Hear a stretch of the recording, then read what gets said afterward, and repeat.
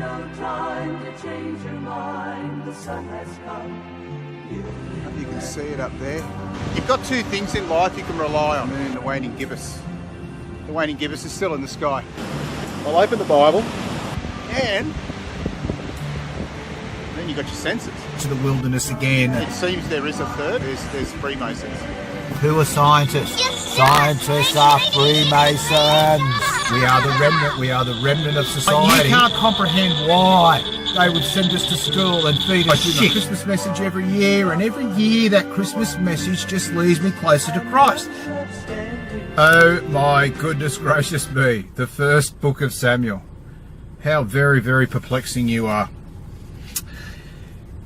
I had a bit of another look over it there this morning, just a bit of a flick over it to try to get more sense of it, and I think I have. I think I've made a little bit more sense of it. But part of the reason why I set up this channel was to, I don't know, it's morphed on. It's morphed on from my original intent for setting up the channel. But part of the reason why I set up the channel was just to capture a bit of a diary for myself, for mainly my kids in years to come. But it's really part of what it's morphed into now is a bit of a diary as I read the Bible as I go through, because I'm going to be able to go through in years to come and go back and watch these videos and, you know, and see how I've grown within the Word and grown within the Lord. So the reason I say that is because this is by no means me saying what happened. It's just me trying to put it out there, what I think is going on, just what I saw, how confused I am, and those of you out there, my 48 subscribers, bless be you for subscribing to me. I'm so appreciative of that. And those of you who are fellowshipping with me, please feel free to do it here as a result of this video, because I am quite confused by the first book of Samuel. So Samuel would appear to be some sort of prophet, some sort of spiritual link back to the Lord. He appears to be the Lord's chosen person for Israel. So I'm sort of picking up that. And then this Saul character, who I think is the brother of David. David doesn't arrive until later in the chapter, but Saul appears to be a man who, I don't know. I think he did walk with God. I think he did, but he had flaws. He had character traits that made him come to decisions which weren't of the Lord. So there's an example there where he confesses that he sinned because he listened to the people being the Israelites. And I note in the first book of Samuel as well, the word Hebrew arrives for the first time. So I assume the Hebrews are the Israelites, because there's a lot of different pieces of land. There's a lot of different people, groups of people now, the ites, all the ites. There appears to be a whole heap of new ones arriving, and I'm still not really down with who the 12 tribes are. I've got to go away and write this down, I think, before I start 2 Samuel, because all of these places and all of these people are really starting to confuse me now. And the wilderness, I don't get what the wilderness is. I thought I had the wilderness as, it could be several things, I don't know, but I had the wilderness pin there for, it was a time where God wasn't there and you had to go away and do it yourself. And then I thought, well, maybe it's a punishment. But then in other books, I think there was in Joshua, where they were fighting battles and they went to the wilderness to stave off the battles and to basically attack them, like think they were somewhere else, but they go to the wilderness and then they know where they've gone and they can attack their enemy. But I don't know, because the wilderness has all sorts of different connotations in the first book of Samuel. So I'm a bit confused by the wilderness now and by all the people. So Saul ruled over Israel as a king by the looks of things, and the Lord doesn't like that, and he wasn't appointed by the Lord.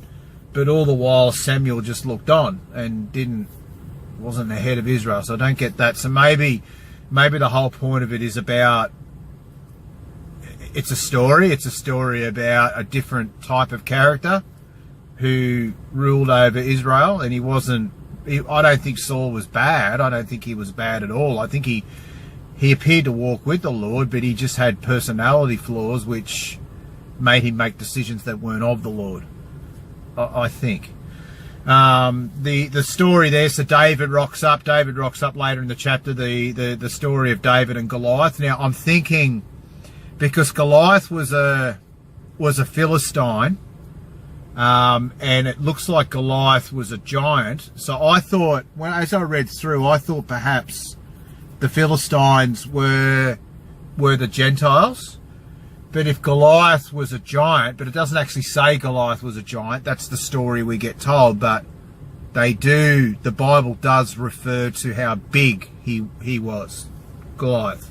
So many cubits. I don't know how much a cubit is though, so I'm assuming he was a giant. So if he was a giant, I don't think the giants were Gentiles. I think they're of the other seed, the evil seed, the giants, the angels that mix with men back in Genesis 6, I think. And then there appears to be a big battle, big battle where Israel, the Philistines, I think it was the Philistines, they just seemed to dominate over Israel in a couple of battles, and there was one battle there where all of Israel were just petrified of the battle and the potential result of the battle. And they scurried to caves, and David was one of them.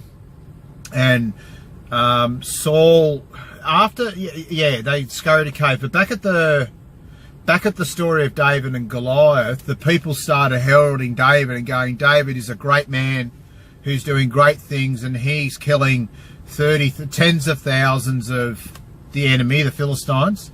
He's destroying tens of thousands of it, and Saul's only destroying thousands of it, and that seemed to incense Saul.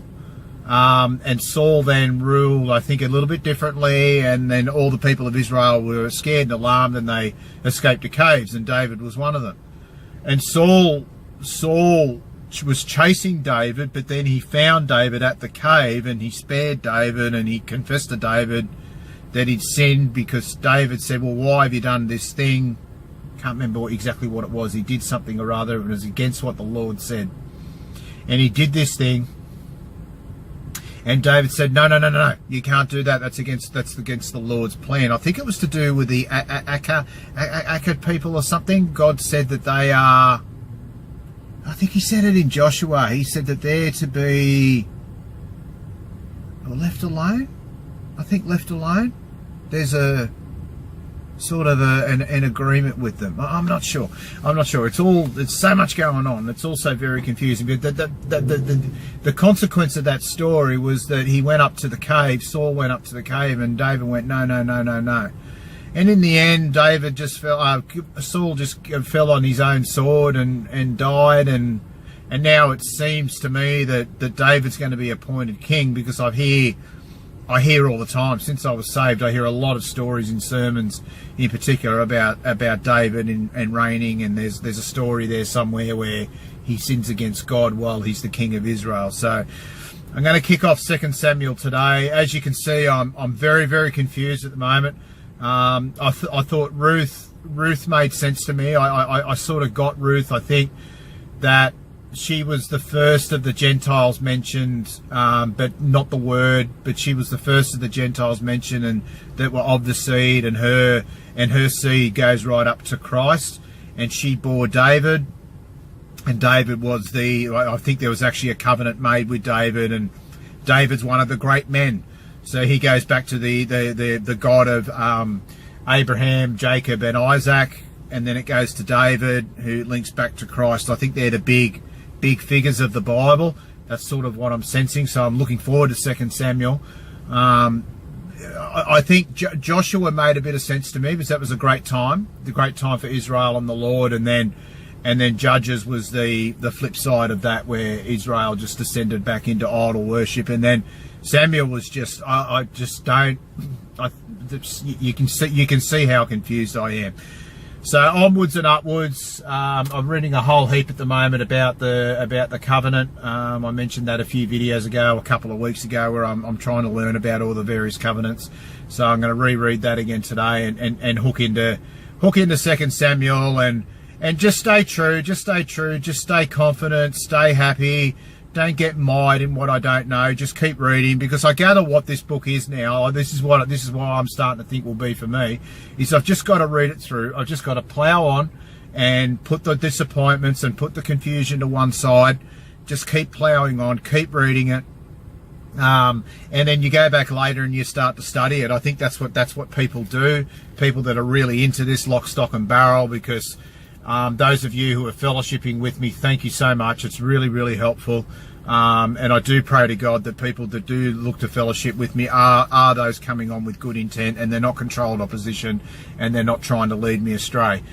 Because you do always wonder that. But the people that are coming on, you do appear to be of good intent, and right now you do have my trust. So thank you, and I do ask you do keep it coming. So yeah, onwards and upwards. 2 Samuel today. It's a shorter book, so hopefully it should only take me a few days to read. And I guess I'll do a video after that one to see how I'm going with it. But onwards and upwards. Stay happy, stay true. I'm glad to be where I am. It's just 1 Samuel confused me a little bit, but that's okay. That's okay. It will start to make sense as I go forward, because the other books are. As I start to go forward, and I watch videos and videos on other channels, and they talk about things, and little things they say, you go, so that's what they're talking about in Genesis and Exodus and all these other books, and things start to click gradually. And I think once I finish the Old Testament, or once I finish, it appears to change. After I just had a bit of a flick through there before, I've got the 2 Kings and then the 2 Chronicles to come, and then it seems to get into the prophet books. I think it gets a little bit different, Ezra and all that, shorter books, and I don't know. I think it's really going to start to change again after those books. So looking forward to the next 5. I gather they're still about Israel. I don't know if the whole Old Testament. I don't know these things, and it's funny. The more I sort of read all these books, and the more I start to realise that other people haven't read the Old Testament. There's very few people seem to have read the Old Testament. It's really interesting. So I feel good. Just a little bit confused, but as I say, we stay happy, because the things in my life now that I've got are so good. They're so special, and the Lord has been so graceful with me.